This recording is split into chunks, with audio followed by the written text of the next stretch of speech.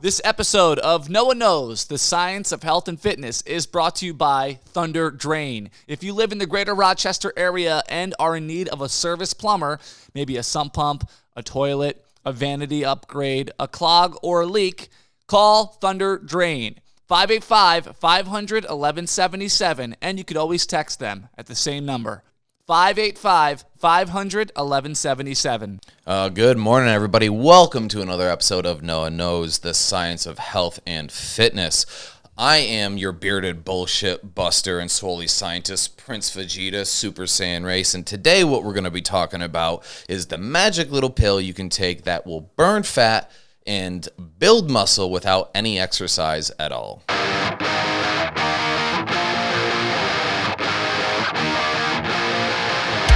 All right, so what do you like about working out, and what are the things you dislike most about working out? The scale on this is going to be completely unbalanced. I hope you're prepared for that. Okay. What I like about working out, obviously, I know it's good for me. It could potentially make me look better, feel better, all the very vain characteristics of and benefits of working out. What I hate about working out is it's hard. It's really hard. That's literally what it is, doing things that are hard for you to push yourself to be, stronger and stuff like that. And all my life, whenever I've exerted any kind of physical energy, growing up in a blue collar family, there was always reward for that, whether it was at the beginning of my blue collar career, making $8 an hour all the way up to, potential of a couple $100 an hour now. Whenever I did something that made me tired, I got paid for it. Right. And working out is not that. It's a good enough answer for you? Yeah, I dig it, man. I dig it. I relate. There's some days I just don't want to go to the gym. Now, that being said, if you can get all the results that you wanted, if you could gain muscle, if you could lose weight without exercising, taking a magic pill, would you do it? Yes, 100%. It's like getting a winning lottery ticket. Who wouldn't? Okay, so no side effects, right? But let's introduce that topic. Let's say there is something you can actually take, but it comes at a cost. Would you still do it? Not knowing that cost, oh man, I'd still be very, very interested. And wouldn't believe the cost I would pay. So I'm very interested to see what the cost would be. Okay, so we're going to get into a couple of subjects here. We're going to talk about a very specific designer drug that's being tested right now. We're going to talk about steroids, and we're also going to talk about Goldman's dilemma because we're talking about cost here. Have you ever heard of Goldman's dilemma? No. Okay, so this was a study done on athletes years prior where basically a researcher asked professional athletes, would you take something, would you do something that guaranteed you won it all in your respective sport at the cost of whenever you win it, you die 5 years later? Oh my gosh. So the professional athlete would win the Super Bowl in, say, 2020, and they would die in 2025? No, well, not necessarily 2020. At some point, whenever they decide to do this, okay, right, and then... But that's how it would work, though? Yes, you would die after 5 years. Wow. I mean, it depends if I could hit the lottery at 75 and be a millionaire from 75 to 80, I'd sign up for that. Okay, let's bring it down. Let's say you're a professional athlete right now, today, and next season you want to win the Stanley Cup, right? Would you be willing to pay that ultimate price if it meant achieving all of your goals? No, because there's more to life than goals, and we could talk about a whole other podcast on just that topic. There's way more to life than goals, especially most team sports, because now you're just one part of one team 1 year out of all the years that the sport has been established. I'm thinking of this very literally, obviously, but no, I wouldn't accept that. So, this Goldman's dilemma, what they found when testing professional athletes, 50% of professional athletes, half the field, said that they would give up their life to win everything, right? What? And it's substantially lower through, pedestrian what I would say, people that aren't professional athletes, right? Right. Substantially less. You know, the amount of people that say yes to this is radically low, but it still goes to the point of what are you willing to do? What are you willing to take to subject your body to look a certain way or be successful?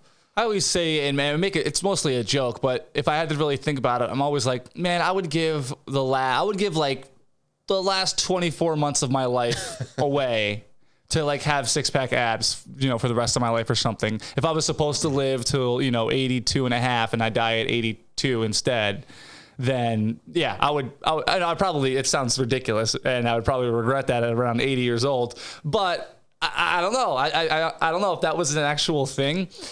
And again, I compare it to like, okay, if someone, you know, all the questions you ask at parties or, you know, the what ifs or what would you do questions, like, would you go to prison? How many years would you go to federal prison to have all of your debt relieved? You know, stuff like that. Right. Those kind of questions. Well, this isn't. This may not be a what if scenario anymore. I'm not talking about steroids. I'm talking about a designer drug called SR 9009 or SR 9009. It's a drug currently being developed by Script Research Institute. And what they've been showing in animal testing so far is in sedentary lifestyles, in these rats, simply by taking this drug, it reduced body fats to lean levels. It had significant growth to overall lean mass, muscle mass size. And when they took the rats and the mice out of their sedentary lifestyle, where they literally kept them from working out, when they actually started to introduce them into exercise, they were able to perform 50% longer than other mice or other animals that did not have this drug. Unfortunately, there's a couple of drawbacks with this. I'd bet. So, one, they found that they actually had to physically stop the animals from working out because they just kept going and going and going to the point of exhaustion.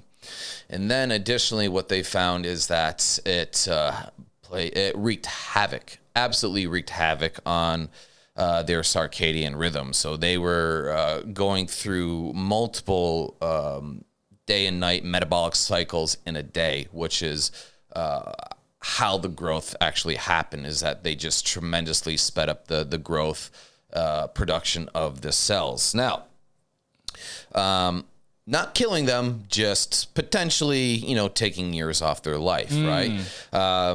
They right now it's not currently available in human trials, but it is being developed for that purpose because they want to use it to treat obesity, type 2 diabetes, people with arthritis, a myriad of any sort of medical condition or disease where people can't physically be active or may not have the diet in place to get to a certain type of health. Do you think that something like this will ever make it to, if they can fix the circadian rhythm part, or even in its current state, do you think you would take this drug? I mean, yeah. If it was proven with facts, as you talk about on the show, it has to be proven with facts, not a bias or an opinion. Right. What would be the downfall of taking something like this? But this is the beginning of every sci-fi movie. You know, right. This is Terminator. This is the movie with Bradley Cooper where he takes the drug and it opens like the rest of his brain. Limitless, I think it is. There's always a terrible ending. So, yeah. I mean, if I wouldn't be the first one to do it, I probably wouldn't sign up for the trial. Yeah. But if it's that easy, you know, sure. Well, puts people like you out of business, though. Yes. That maybe I'll sabotage this drug. Well, I mean, like, it's in its current state. There's a reason why it's not being used on humans, only in animal testing. But you know, we talked about the impact to health, right? And the other thing I want to get into here that relates that is steroids, because the you know, when we talk about magic pills or something that can get you faster results, the first thing people always think about is steroids, right? And a lot of people maybe have the misconception that steroids are just blanket bad for you. I know you've never had any interaction with them, but what is the general consensus that you get? I mean, most people, when they think steroids, they think cheating in sports, or it's automatically a bad thing. Do you see any good potential in them? To me, and being completely oblivious to actually knowing anything about steroids, it sounds like it's something. It's a higher. I think I could be completely wrong and embarrass myself right now, but it sounds like it's a higher volume of what should be okay to take to help you work out better, faster, stronger, whatever it is. My perception is that instead of taking a certain dosage, you're tripling it or quadrupling it, and that's what makes it bad. And I could be completely wrong there, but that's what it seems to be. Right. And it's you're pretty close, actually. You're basically talking about abuse, right? Right. And the reason why I bring this up is David Mathis. He is a Army combat medic vet who works for Lane Norton. He's on Team Bio Lane. He has a master's in exercise science. He recently put up a post, and he basically, more or less says that taking steroids is dangerous when they are abused. However, if they are used moderately and the person has a good diet and they're active and they are a lean body fat percentage, someone on steroids may actually be healthier or in better health than someone who is obese or overweight, right? We're not saying that the person we're not advocating the use. We're not saying you should go do it. But by comparison, they are healthier than someone who is overweight or obese. And in the post, he points out, abuse is abuse. Mm-hmm. You can abuse any drug. You can do it through alcohol. He even points out you can do it through food. And NyQuil. You can abuse NyQuil. Right. And given the current trend we see medically, where now it's becoming very, very common to get what's called a TRT, testosterone replacement therapy. All right. That steroids are being prescribed, and because they aren't being abused, because it's actually done in moderation and done with a medical professional, people are becoming healthier for taking them. Is that kind of where you were going with the Yeah, I didn't realize. I was going to ask the question. I don't know if you know the answer to this, or I don't know if I'm the only one that doesn't know the answer to this, but what's the difference between steroids, the gym rat with his leg up and shoving a needle in his butt cheek, versus when you go to the doctor to get steroids for, like, I know my mom, before she passed away, was on some, like, prednisone. Is that a steroid? So, yeah, something like that. Different type. It's different, completely different? Apples and oranges? Yeah. Okay. A very, very different type. So we're talking about anabolic steroids here. Oh. So you can have some steroids that help for medical purposes, and one that are designed for, we'll say, athletic, if you would. But the person in the gym, right, they're doing it. They have the ability to abuse. They're doing it in a unsterile environment, sure, right? They don't have professional supervision. They don't have a prescription.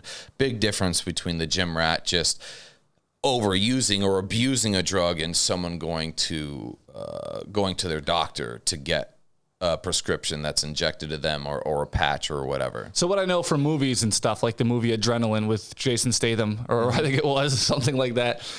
What exactly, now explain it to someone like me who isn't as advanced as you are in this kind of area, but what exactly does a steroid do? Does it do what a Red Bull does?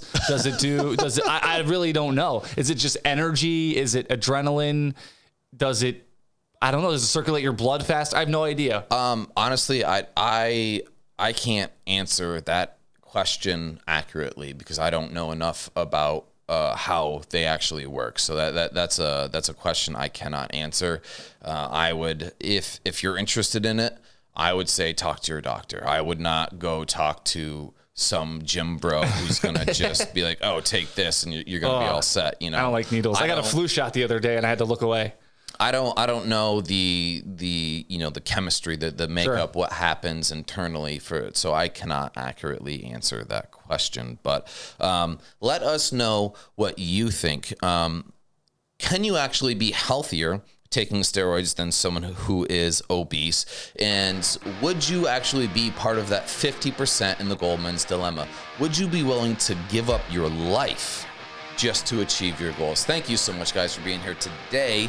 I love you. Thank you for being here. We'll see you on the next one.